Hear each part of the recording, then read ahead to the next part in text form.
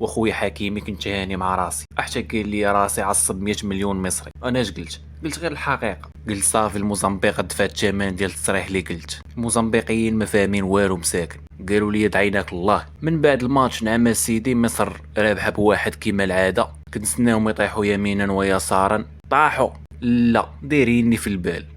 كيلعبوا تشوش بالزربه زعما راه ماشي حنا اللي دوا علينا وناحي. الموزمبيق مزنبقين معاهم في داك الماتش عارفين راسهم ما غيربحوش غا لاعبين وصافي. شويه كتبان لي كره سونطرات زنبقها الموزمبيقي براسو تزنبقات في الشبكه. قلت دابا فين غتجعر عليهم مصر وغتعمرهم بشي 4-1.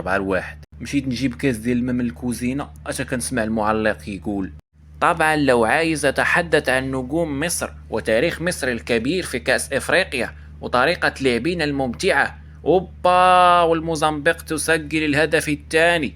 هو في ايه يا جماعة؟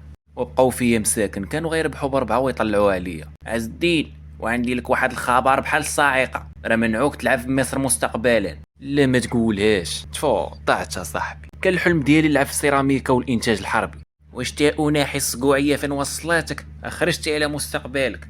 ايوا شتا ناحي مقاولو العرب راه بقى فيهم الحال. صافي ما تخممش غنوكل محامي الفول مدمس باش يديروا لي العدول على هذا القرار.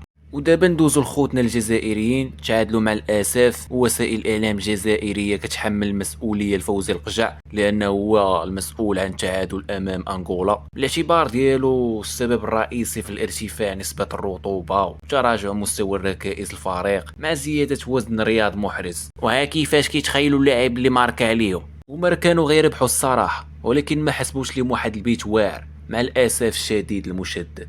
وحفيظ طارجي قال لك يطلب من الفيفا مراجعة الأمور واحتساب الأهداف المتسللة اللي كتكون جميلة. ثقة بالنفس عنده الصح مالك. وزاد كمل قال لهم ملعب ناشف غنزرعوا فيه الباذنجان وهي اللي جيتي تشوف راه كانوا يستحقوا الفوز لولا الحرارة والرطوبة وأرضية الملعب وقاصامة والقجع والدبوز وإيطو وبلقية والناس وغيره بالكثير. وهي راه مؤامرة ضد خوتنا الجزائريين. كانوا كينتظروا يلعبوا مع الصومال وجيبوتي حتى كيتفاجئوا بمنتخب اسمه البرتغال اقصد انغولا المرعب. صافي بارك عليهم.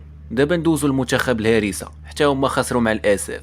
ونسيتي الشديد ولا غير مع الاسف شي توانسه واخا تيخسروا الماتشات كاملين غتلقاهم في الربع. كيفاش الله اعلم. وكيبان لي بركه ودا حكيمي شوفوا حريرتنا حنايا راه مازال موريتانيا نسيناها حتى هما خسروا وبقى فيهم الحال حيت ما شديناش فيهم. وانا راه نسيتهم حتى واش مشاركين في هاد البطوله تقساو مساكن مع الاسى. صافي سالات المهمه ديالنا من تخواس.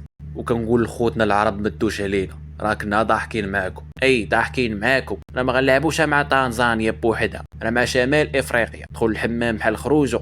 ودي غاسكت كنتخيل داك ساماطا ضارب شي تحسينه ديال القرش وكيجري في الساعه ديال الظهر والحراره في كوناكري والعجاجه والجو صفر والطاوسي خارجين لي الكشاكش. بغيت نقول الركراكي. يا ربي الربح ويبعد علينا القواسه.